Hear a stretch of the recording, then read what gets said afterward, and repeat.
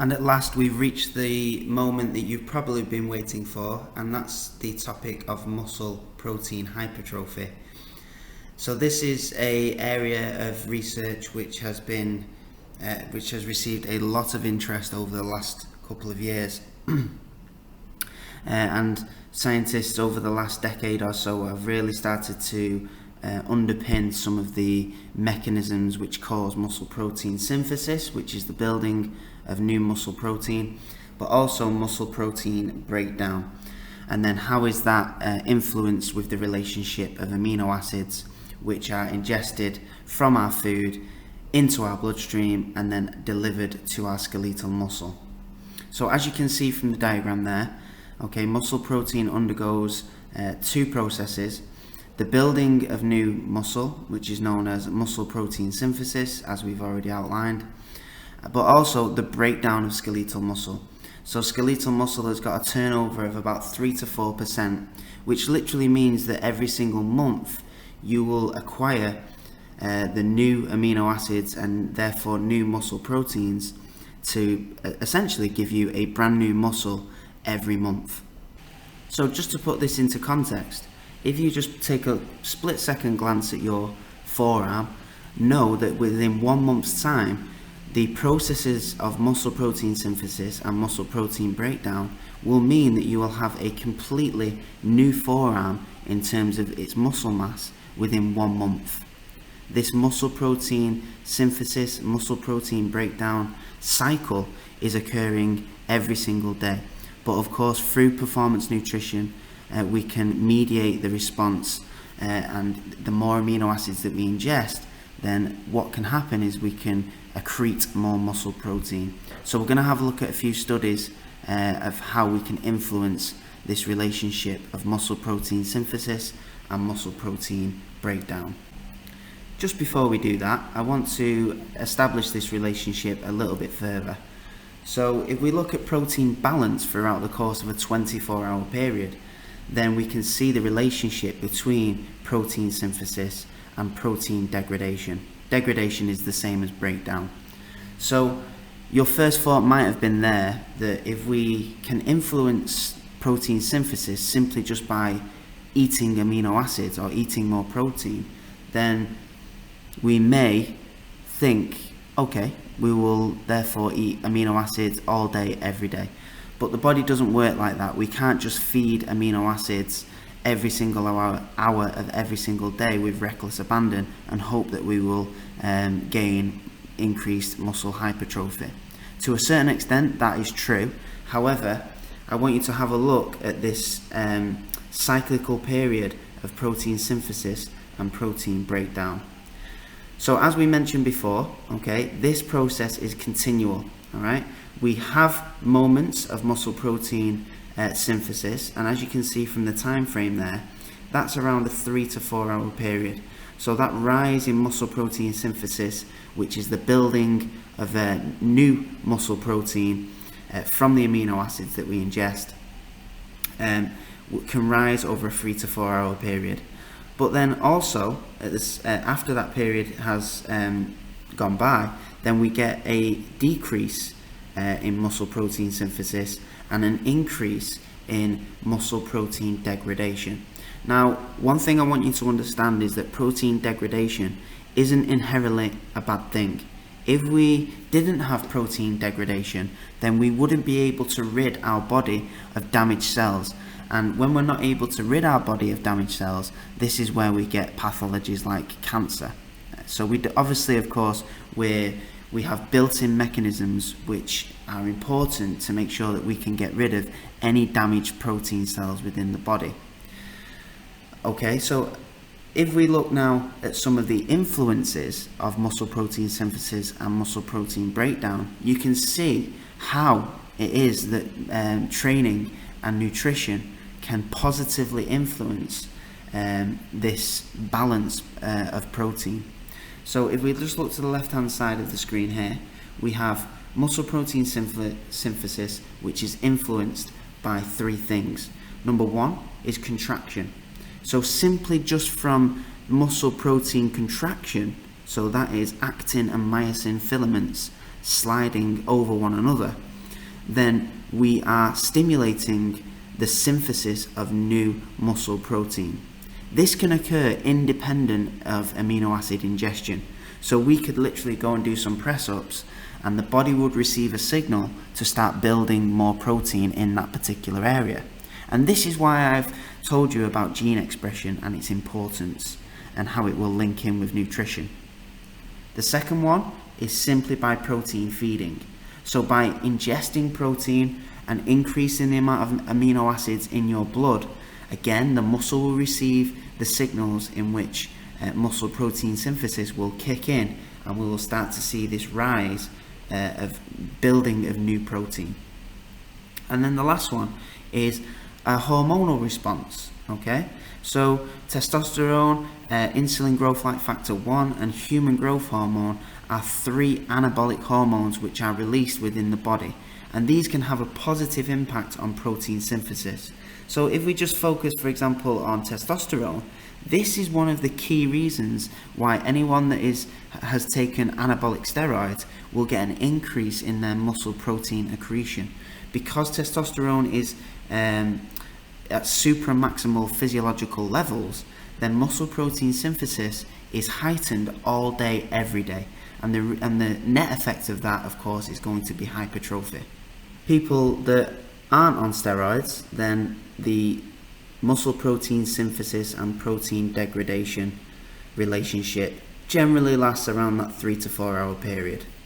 So what about on the flip side? What about when we're talking about muscle protein breakdown? Now, there are 3 things which can influence or heighten muscle protein breakdown. Remember that regardless of how often we do this, those 3 influences of MPS, we are going to get muscle protein breakdown just as a natural cycle of the protein turnover that we've spoken about. But the 3 things which influence muscle protein breakdown, okay, might be when you are in an energy deficit. So if we're in a hypocaloric state, then the chances of breaking down protein in order to provide substrate, if you remember, this is fuel, that can be increased. If we have abnormal growth, okay, so if, for example, it is cancer, then we can get an increase in protein degradation because the cells aren't functioning as they normally do. Okay.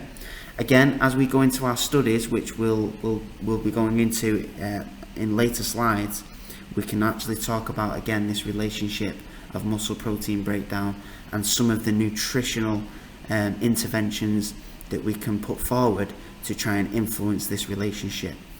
Over the course of a 24-hour period, if we have a aim of increasing our muscle protein hypertrophy, then at the end of the day what we want is a net increase in the balance of muscle protein. Okay, we don't want to be at the end of the day in a position where the protein that we've ingested is outweighed by muscle protein breakdown, because of course this will mean over time then we will get a decrease in the amount of skeletal muscle that we have.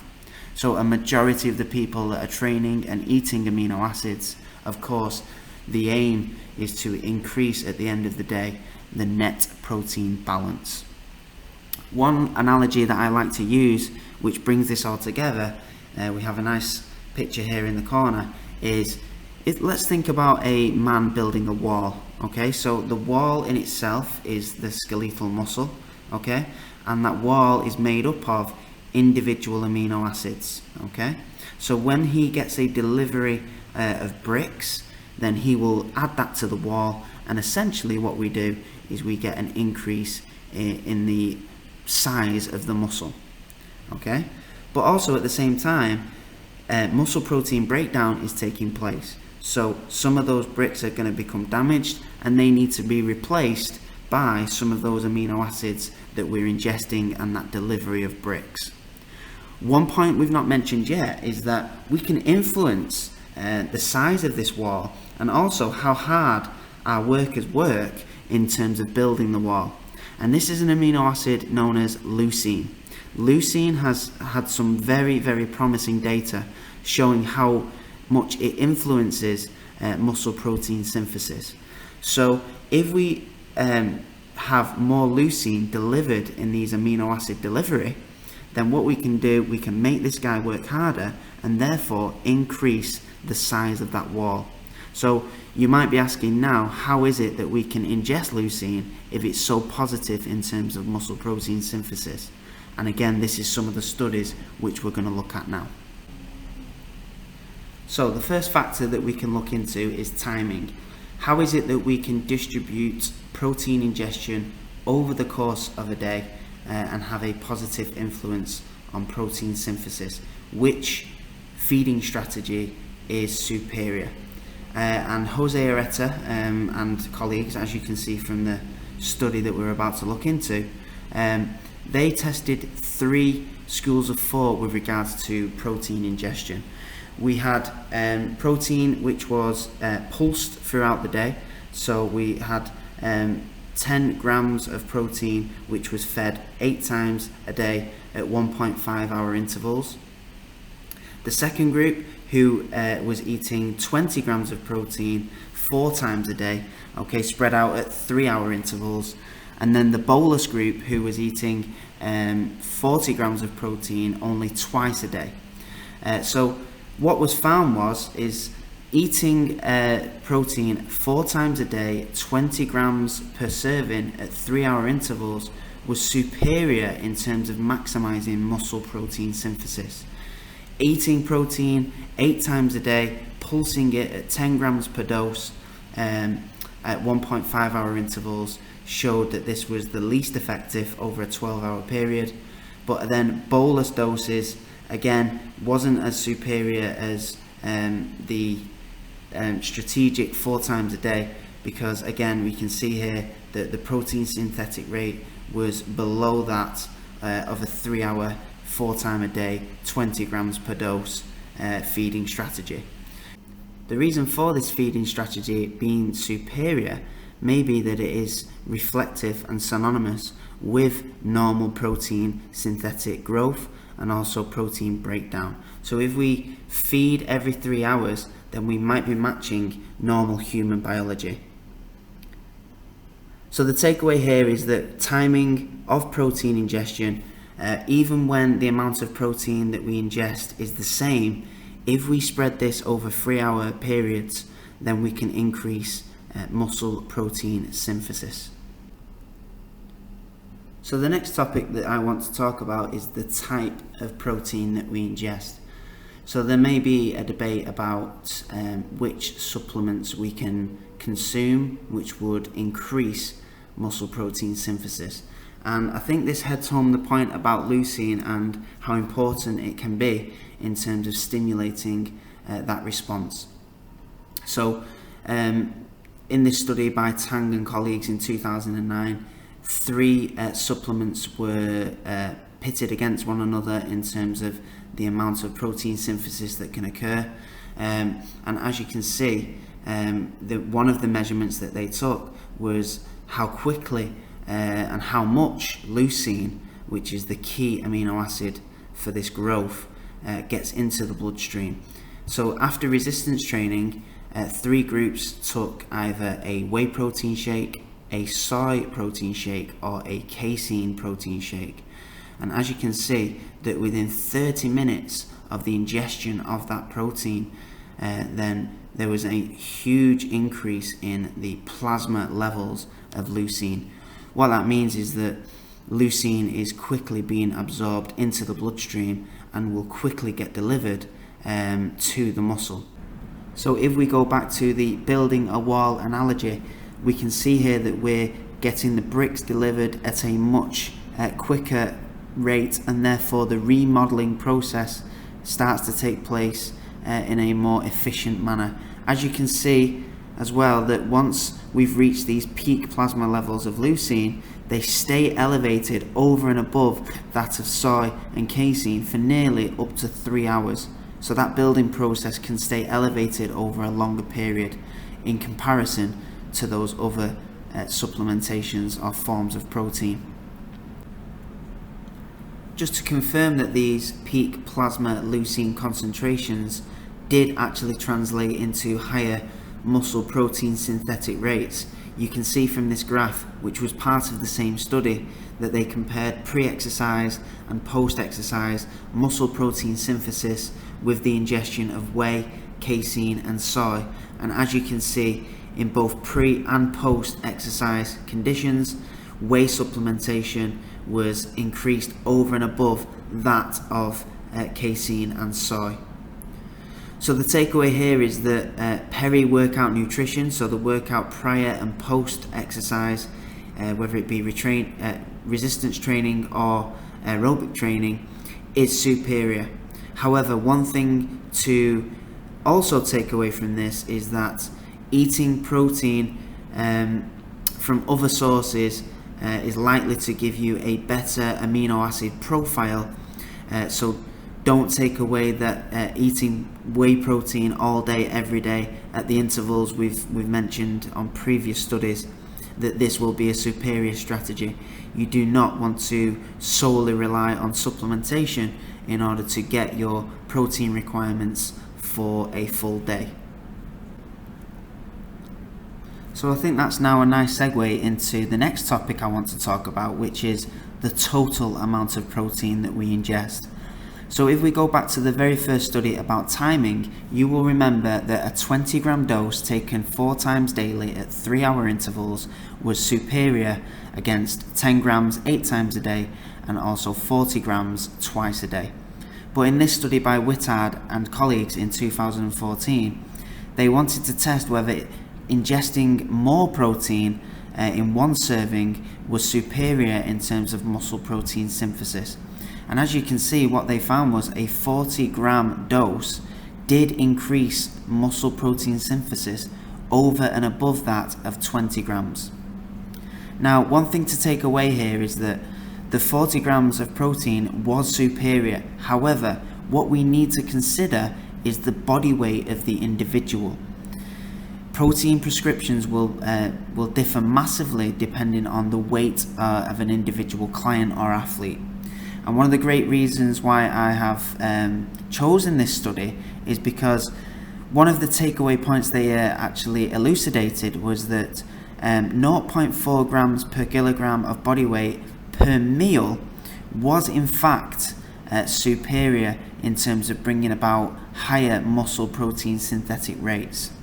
Now, if we take the data from Areta, in that this should be consumed at 3 to 4 hour intervals, and if we consider that we have a 15-hour wake cycle where we have an opportunity to feed, then we can start to really now put all of these studies together in order to bring about some protein intervention that we can use in our program. So let's take an example now of how we can actually extrapolate some of these findings. If we take a 70 kilogram client, for example, and we apply the findings from this study at 0.4 grams per kilogram per meal, then this means every meal that this 70 kilogram client eats would have to have 28 grams of protein to maximize muscle protein synthesis. Now, if we take Areta study of the 3 to 4 hour timing interval, and we keep with the notion of eating high quality sources of protein, that being essential amino acids, then again we can combine timing and total, and we can increase muscle protein synthesis. Like I've just said, we have a 15-hour wake period, maybe more, maybe less, depending on the individual. And if we take eating at 3-hour intervals, like the study Areta in 2013 found, then that equates to around 5 meals per day. If we take those 5 meals and the total amount of protein that we should be ingesting in each meal, okay, this equates to 140 grams of protein per day across those 5 meals. This in total means that 140 grams of protein divided by the body weight of the client is equal to 2 grams of protein per kilogram of body weight ingested every day. And if we actually look at some of the data which is coming out even more recently now from the likes of Stuart Phillips, then this is well in line with the amount of protein that we should be ingesting if we're looking to maximize muscle protein synthetic rate over the course of a day, and therefore over the course of a training program, or even months and years.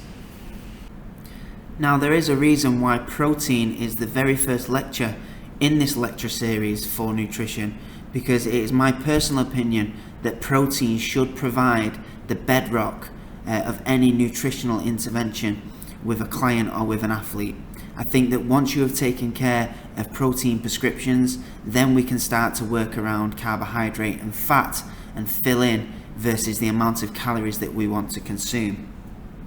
In this regard, in this particular example, 140 grams of protein, and if we consider that 1 gram of protein is equal to 4 calories, this means that through this research, through this timing, through this total amount of protein, we are consuming 560 kilocalories worth of energy.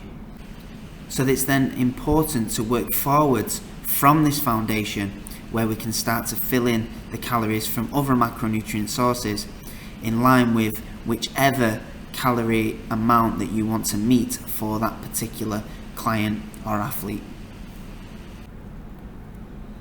Now, one thing that hasn't been considered here is if we remember back to protein synthesis and protein breakdown and that cycle over a 24-hour period, we haven't mentioned ingestion of protein during the sleep cycle. So as we've just alluded to, we have a 16-hour window in which to feed protein, but sleep also provides an opportunity to feed protein. And there was a study completed only recently in 2016, and what they found was that if we do a pre-bed protein feed, then what we can do is we can enhance muscle protein synthesis even as we sleep. So there is an adaptive response to exercise training with the ingestion of protein prior to sleep. And one of those interventions that we can put forward is the ingestion of protein, because what was found is that casein is a slow releasing protein, and what that can do, it can essentially drip feed protein to the working muscles over a 7, 8, 9 hour period. As you can see from this study, which was completed in 2012, muscle protein synthetic rates were increased with the ingestion of a casein, and whole body protein synthesis, that's protein synthesis not just in one single muscle but across the entire body, again was raised when compared to a placebo. So casein might offer a very good nutritional strategy in which to induce the protein synthetic response overnight. One thing that I wanted to look at, which may benefit you in terms of supporting your client, is post-exercise protein and carbohydrate co-ingestion. So when we finish an exercise training session, what are the strategies that we can employ with regards to repairing, rehydrating and refueling your client? So there was some interesting data from a number of studies which you can see outlined here, and what they looked at was 4 different groups: protein feeding alone after training, carbohydrate feeding alone after training, protein and carbohydrate feeding in relation to muscle protein synthesis, and protein and carbohydrate feeding in relation to muscle glycogen resynthesis. And what they found was, in the first group, is that there was no surprise that a protein ingestion alone after exercise training increased muscle protein synthesis, which we spoke about at length, but it did not impact glycogenesis. So this is muscle glycogen resynthesis. There was no impact on the amount of carbohydrates stored within skeletal muscle when feeding protein, for example in a whey protein shake after training.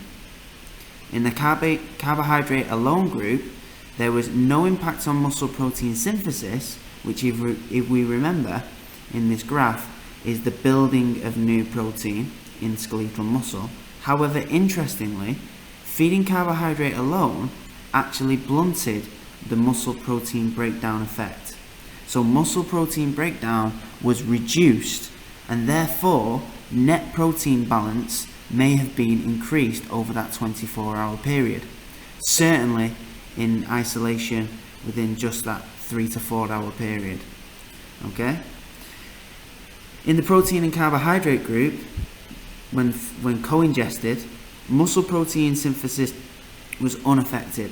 So carbohydrate did not act as a facilitator in terms of muscle protein synthesis. However, as found in the previous group with carbohydrate feeding alone, muscle protein breakdown was reduced again. So carbohydrate may play a role in reducing muscle protein breakdown and therefore increasing our net protein balance. With regards to muscle glycogen resynthesis, protein and carbohydrate co-ingestion, did enhance muscle glycogen resynthesis.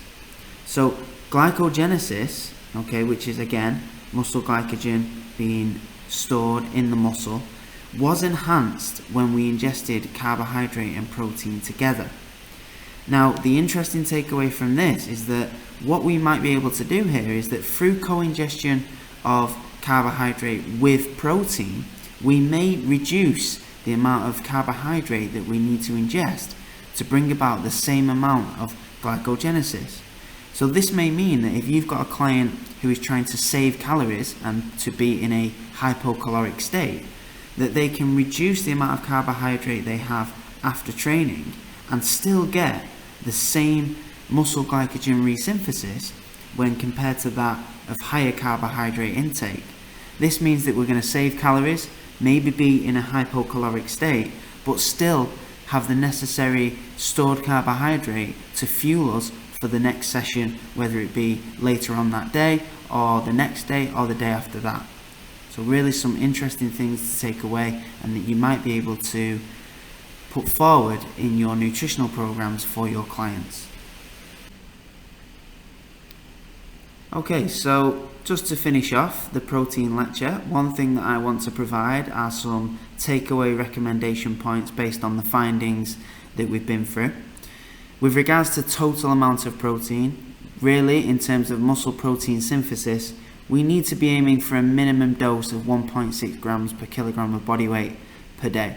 However, we can increase that up to 3 grams per kilogram of body weight and not worry about any kind of kidney issues or excess amino acids that may cause damage.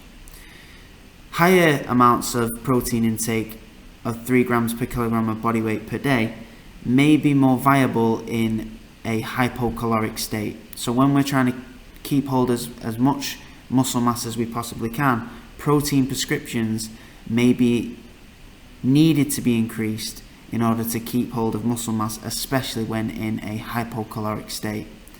However, requirements may be reduced when we are in a calorie surplus. So again, this will be dependent and for your client goals, you should be able to adapt these now effectively. With every meal that we take, we really want to be aiming for a minimum of 20 grams of protein, and in terms of the quality of the protein with regards to protein synthesis, we need to be including protein and essential amino acids in that feed. So again, research has shown that if we have a 20 gram dose of protein and 2 grams of that 20 grams is made up of leucine, then we can be stimulating the muscle synthetic response. We want to be ingesting protein after training. It doesn't have to necessarily be immediately, but if we take into consideration eating every 3 to 4 hours and a 15-hour wake cycle, it may make sense to try and feed protein in the form of a whey protein or pea protein shake, for trying to get in as many protein feeds as we can within that 15-hour wake cycle, and also the fact that with a whey protein shake you're also getting some water, and like we've just mentioned in the previous slide, you may want to actually consider some carbohydrate within that shake, and this way we are repairing, we are refueling, and we are rehydrating. So from a practical standpoint, this makes sense. Additional things that we could do in terms of protein intake might be a slow digesting protein prior to bed. We have a 7, 8 or 9 hour period where we're not getting any muscle protein synthesis or any long lasting muscle protein synthesis. However, that can be increased with the likes of a casein protein shake prior to sleep, or some slow digesting protein in the form of chicken or beef. So we don't have to just think supplementation with regards to pre-sleep protein ingestion. And then another takeaway is that to try and get your protein sources from multiple sources. One thing that we did say is that just ingesting whey, although that's been compared to other supplements as superior, we should be getting our protein from varied food sources, and therefore you have a varied amino acid profile as a result. So hopefully now you are armed with some key information in which to really support your client in the right way based on their goals. We look forward to seeing you in the carbohydrate and fat lectures. Bye.